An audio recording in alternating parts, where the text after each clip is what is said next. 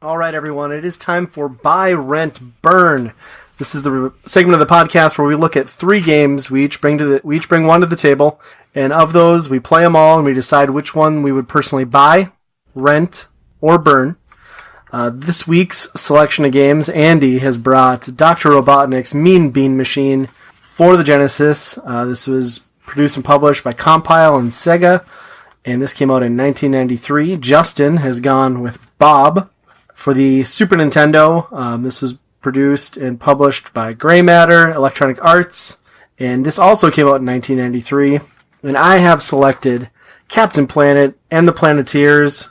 Came out on the NES. It's a Mindscape game and was released in 1991. Andy, why don't we hear about Dr. Robotnik's Mean Bean Machine? Yeah, Dr. Robotnik's Mean Bean Machine is the name of my favorite burrito. But I would order that. Yeah. Made with real Sonic meat? We're going too far now.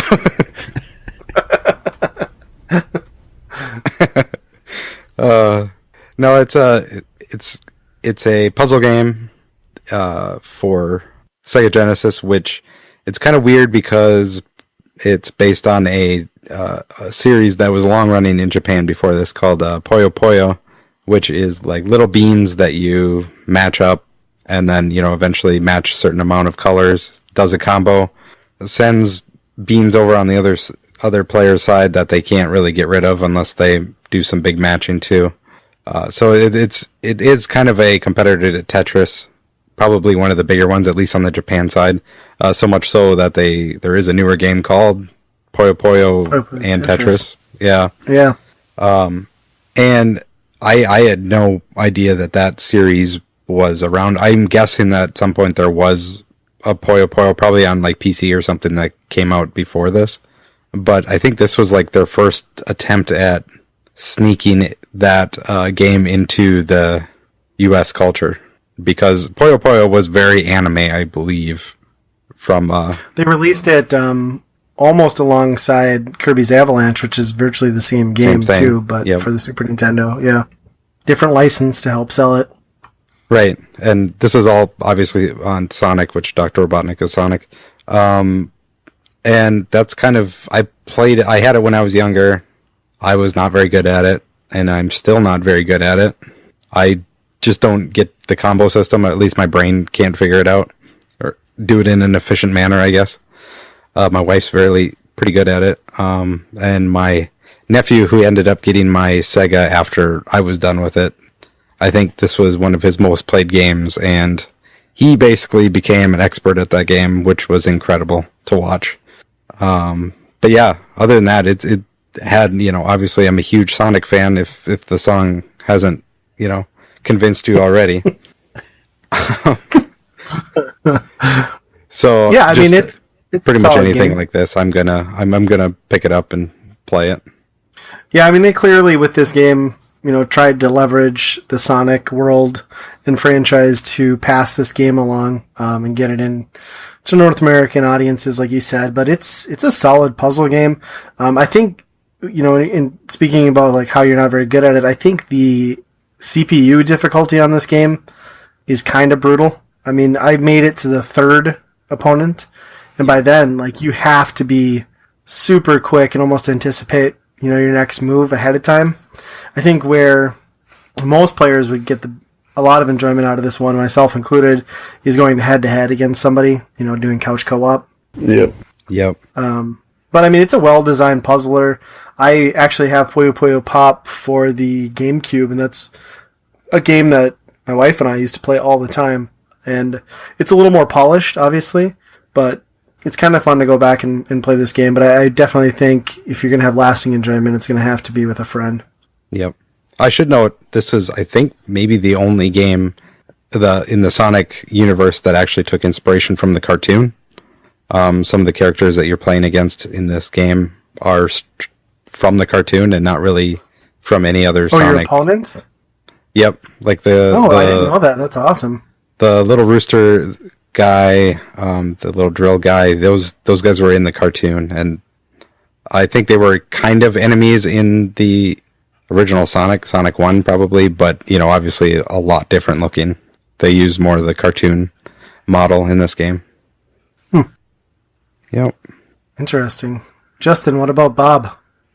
Well, again with this game, I actually had never played it prior to picking it, but it's I feel like you do that a lot.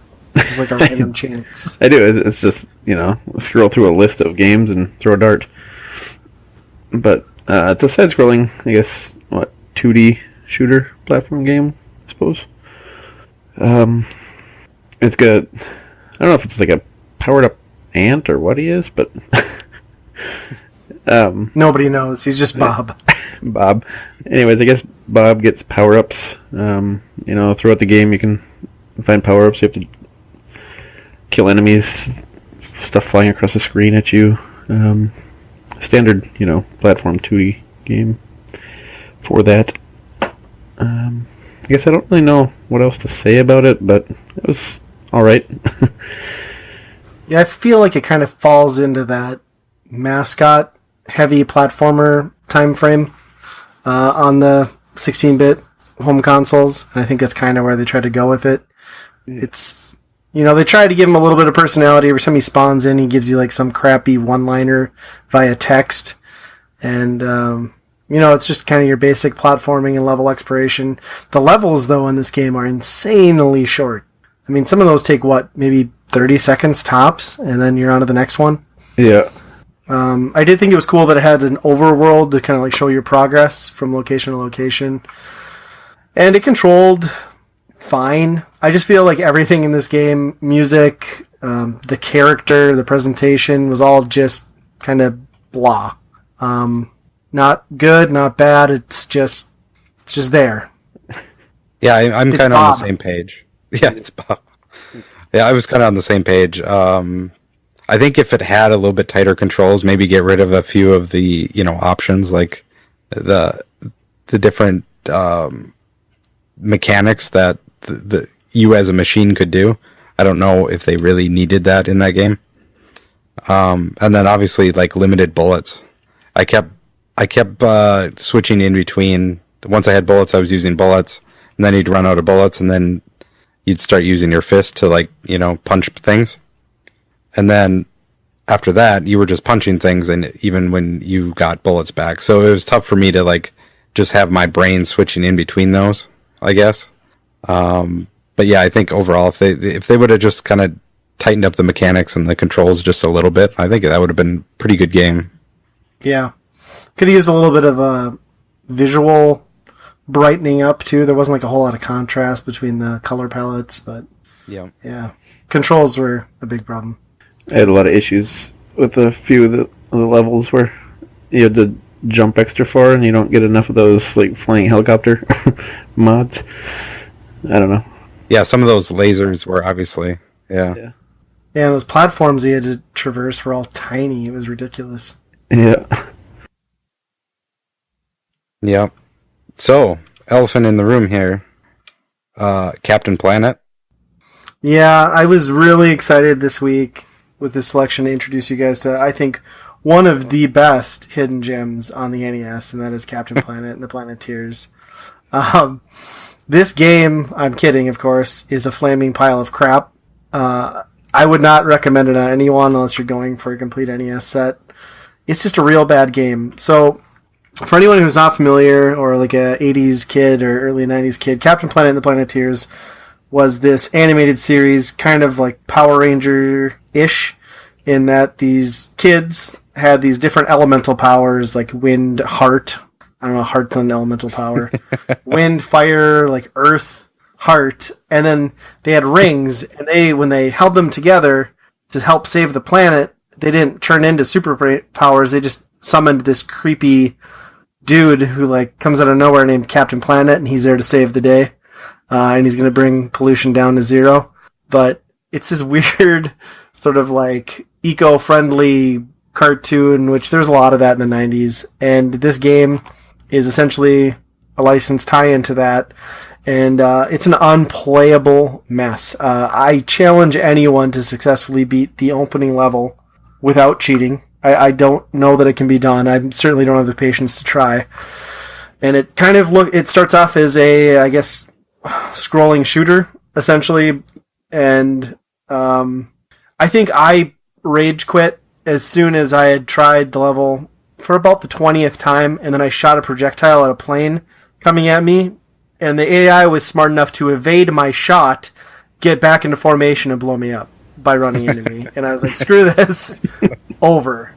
So then I went to GameFAQs, and I got a bunch of cheat codes, and that let you put in passwords to go through the different levels, just to see, well, maybe this introduction segment is bad. Maybe there's something redeemable on the back end, and there's absolutely not. You get to play as an awful level flying around as Captain Planet himself, which is garbage. It's basically like a torture maze of you trying not to get hit by things because you don't really have an attack power. And then there's a submarine version of the opening level, which is horrendous. And it just kind of gets worse from there. I would say the only redeemable piece of this is just the 8-bit cutscenes, because they do a good job of representing the show, and they're actually really well done. Not that you'd ever get to them. And it just kind of hits that nostalgia button for anyone who remembers the show. But that is the only thing I could say that is passable in this entire monstrosity. Yeah, I completely agree.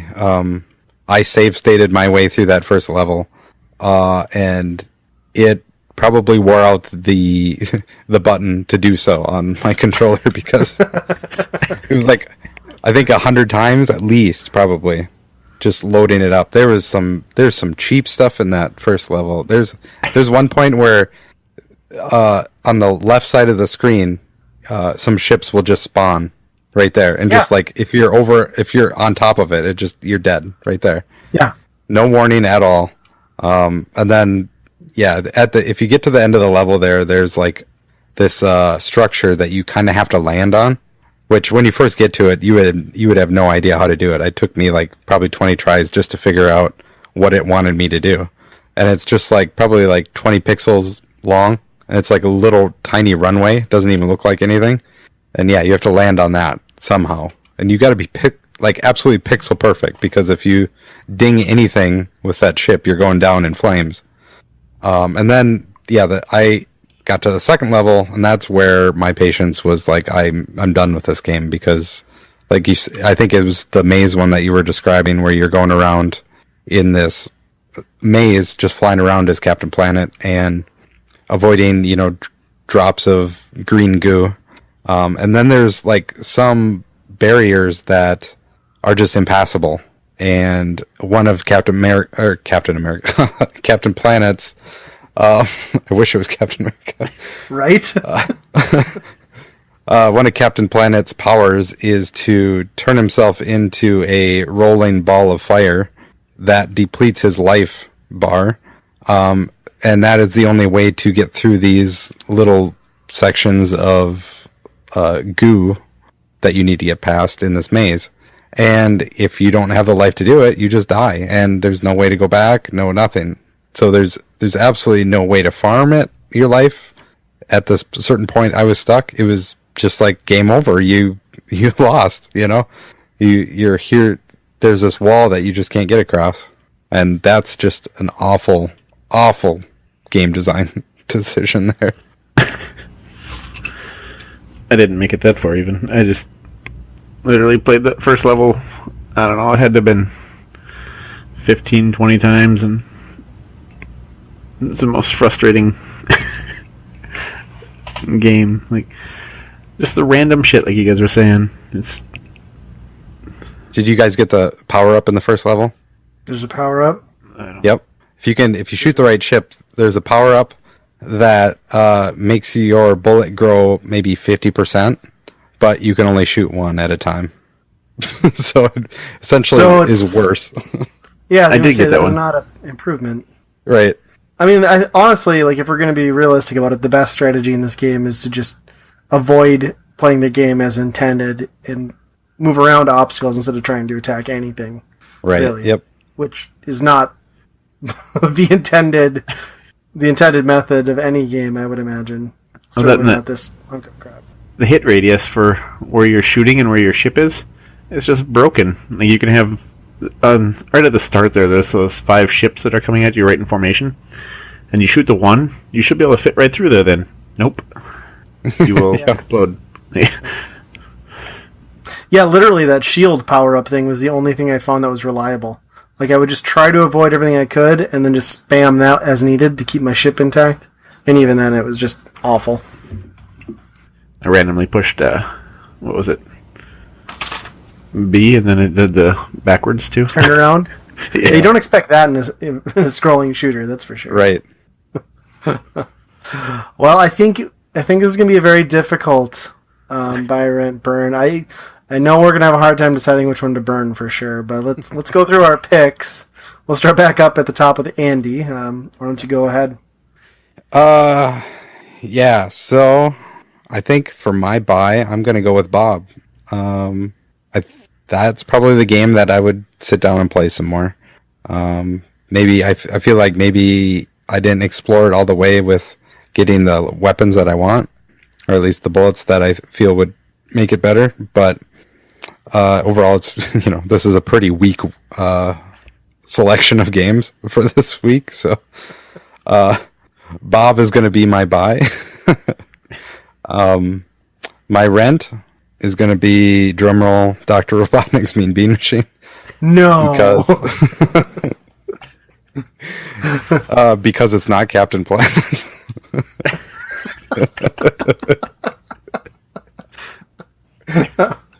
I don't know. I think I loved that game when I was younger, but I just don't have it in me now. And even like when I played Puyo Puyo Tetris, I love the Tetris parts, and I just pass the controller whenever it's Puyo Puyo.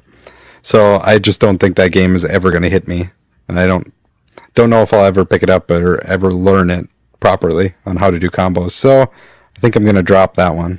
And then, burn to a crisp, Captain Planet. That game is just trash. Well, he can't take pollution down to zero if you burn him. I'm just warning you. This is bad for the environment. Right. All those, environmental shows really, really helped out. Totally. They really did the job intended. The Earth is cleaner than ever, thanks to Captain Planet. Right. No, I'll stick to Awesome Possum, thank you. Justin, you're up. Well, I'm going to go for Dr. Robotics Mean Bean Machine for my buy. I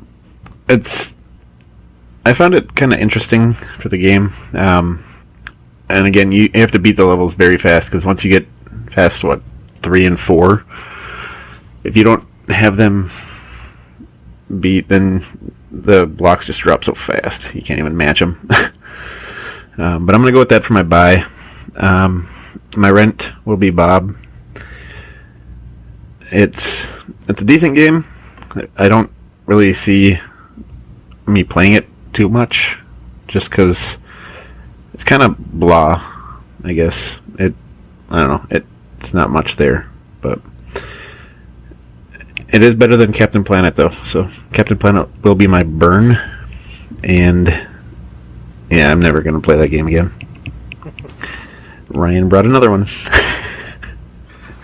You're the only one who's burnt mine the most, but I'm just saying that. But I fully embrace everyone torching my pick on this one. So I'm going to go through mine, and I'm gonna agree with Justin. I like the gameplay in Dr. Robotnik's Mean Bean Machine.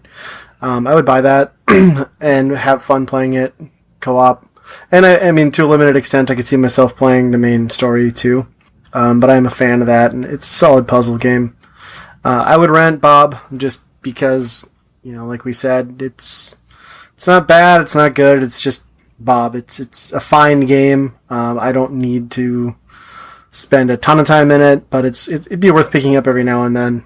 And then, of course, I am burning Captain Planet and every last one of those little Planeteers, and I never want to see this game except in my NES collection, where it'll sit and never be pulled off the shelf again. Another successful buy, rent, burn. And by successful, I mean train wreck of a buy, rent, burn. You got to appreciate a guy who, when your skin is blue and you think you can pull off green hair, though. Yeah, that's true. Well, I mean, does he have much choice? I mean, he's just magically assembled by 5 kids' rings, so. Yeah. If you get peed on, they'd be all green.